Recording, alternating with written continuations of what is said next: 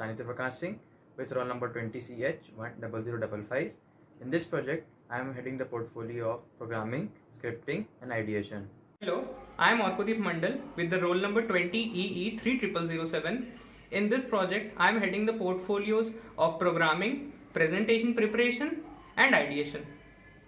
Hello everyone, I am Shubham Dash. My roll number is 20BT330. In this project, I'll be looking after the video editing, programming and ideation part. Hello, this is Pratham Agrawal, roll number 20AE30015. My portfolios are prototype modeling, scripting and ideation. Our project is a voice-controlled obstacle detector bot. It operates on voice control guided by the instructions coded on ARDUINO. It senses obstacle using an ultrasonic sensor which is mounted on a servo motor, avoiding all the obstacles in vicinity. The objective of our project is to provide handicapped people with a self-reliant means of transportation, and secondly, give an alternate option for manual driving over short distances. So looking at the components we have used for our project, so first is the Arduino Uno R3. So this is a microcontroller board based on Atmel's Atmega 328. It has 14 digital input-output pins, out of which 6 can be used for pulse width modulation outputs and 6 for analog inputs. It can be powered via USB cable or via an external power supply. Then next is the motor driver shield. So this comes with two L293D dual channel H-bridge motor integrated circuits, so it can individually drive up to 4 DC motors, and each H-bridge can deliver up to 600 milliampere drive current to the DC motor. So up next is our gear motor, and these use either AC or DC power. In most cases, the gear reducer is intended to multiply the available output torque without increasing the power consumption of the motor. By utilizing proper gear technology and ratio for specific applications, the optimal output and speed can be obtained. So next is the servo motor. So it is a linear or rotary actuator that provides fast precision control for closed loop position controlled applications. Unlike large industrial motors, they are not used for continuous energy conversions. They have high speed response due to low inertia and are designed with small diameter and long rotor length, and they work on servo mechanism that uses position feedback to control the speed and final position of the motor. Then is our ultrasonic sensor. So these measure distance by using ultrasonic waves. The sensor head emits an ultrasonic wave and receives back the wave, and then using the distance and the time between emission and reception, it measures the distance. Then finally, we have the HC05 Bluetooth module. So it uses serial communication to communicate with electronics, and it generally uses the 2.45 GHz frequency band. It can have a transfer rate of data that can vary up to 1 Mbps and within the range of 10 meters. It can be operated within 4 to 6 volt power supply, and most importantly, it has the master slave mode, which means it will neither send nor receive data from external sources. Now I'm going to explain all the connections in the chases.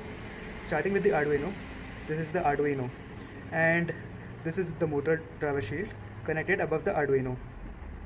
And below this we have 4 motors, 1, 2, 3, 4, which are connected to these 4 wheels.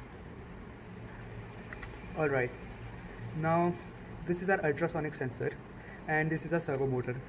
Now this wire is for the servo motor, and this is connected here to the servo pins. And we have 4 connections here, the plus 5 volt ground and digital pins. These are 2 digital pins, digital pin 6 and digital pin 7, which is connected to the ultrasonic sensor. And the 5 volt and ground volt pins are these ones, which are connected to this motor driver shield here. Accompanying these two connections, these two connections are connected to Bluetooth transceiver. Also, we see these are 2 connections which are connected to our digital pins 0 and 1. So the 0 pin is called the RXT, and the first pin is called TXT, which is connected to. So the 0th pin is connected to our TXT of Bluetooth transceiver, and the first pin is connected to our RXT of Bluetooth transceiver. Now this is the 9 volt battery, and I have 4 batteries here, 1.5 volt each, which will total make 6 plus 9, that is 15 volts in total. And let's see how it power on. So it does power on. And also I forgot one thing, the gear motors are connected to motor driver shield through 8 wires, and through these ports, which is respectively M1, M4, M2, M3. Yep, this is all the working. Thank you. Let's have a look at the code on which our bot functions. We have coded it in on Arduino IDE. We conducted sessions and referred to materials for the same. Alright, let's get back to the code. These are the libraries that we have used, starting with the ultrasonic that is used for calculating the distance of the objects on the data received to the sensor. Second is the servo.h, which as its name suggests is used to control the servo motor on which the ultrasonic sensor is attached. Third and the last library is the Aorkodeep motor, which is used to control the four motors attached in our bot. In the next three lines, we have declared the variable of the type string, int and long respectively. In line 14 and 15, we set the connections for ultrasonic sensor. From line 17 to 20, we defined connections for each motor, and then we connect the servo motor and set the default position at 90° clockwise in the line 27. From the line 30, we declare a function named as us_out. Inside the function, we declare three variables of the type long. Then we set the ping pin to output mode and send out waves from the sensor. Wait for 10 microseconds and take input signals from the echo pin. Then the data that is given is in terms of time, is converted to distance in line 40 and stored as variable in variable centimeter, which is returned as an output of the function. After this, we come to the main part of our code. From line 45, we declare an infinite running loop. The job of this loop is to take input from the Bluetooth transceiver and store it in variable command. Then using if-else statement, we check the command, and when it matches with the coded commands, the code calls the suitable function accordingly. Now Aorkodeep will further explain the remaining codes. Let's have a look at the functioning of the body. Starting with the forward code. We are iterating the code 1000 times, every time setting the speed of every motor to 255 in the forward fashion. We are setting the ultrasonic sensor distance reading to dist. With the application of conditionals, we are checking if the present distance is more than the threshold, we delay the process, that is, the motor functions. If not, we set the iterating parameter to a value that stops the motion. We end this by stopping the motors. Much similar to this is the backward function. Here, we set the motors to the opposite orientation. Via our servo, we also set our ultrasonic sensor to the backward direction.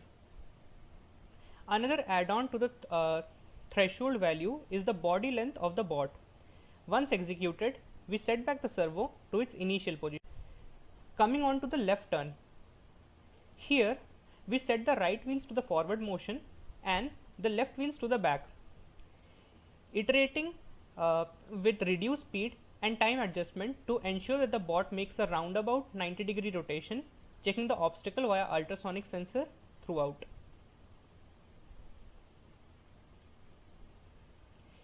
The right turn comes with similar logistics, just that the right wheels moves backward and the left wheels forward. Then the stop function just stops the motor. With this, we are good to go. The code compiles and we upload it to our system.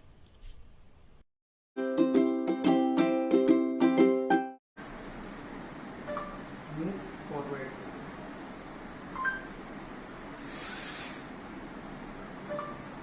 Turn right. Move forward. Turn left. Move backward.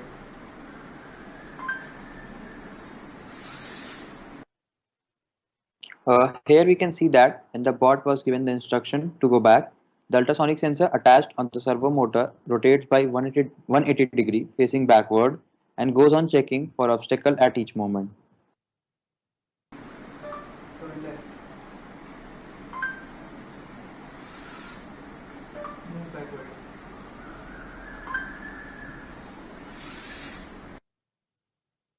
As seen earlier, when the bot is going backwards, it was checking for obstacle at each moment. And when it encounters the wall within the range specified in the code, it stops.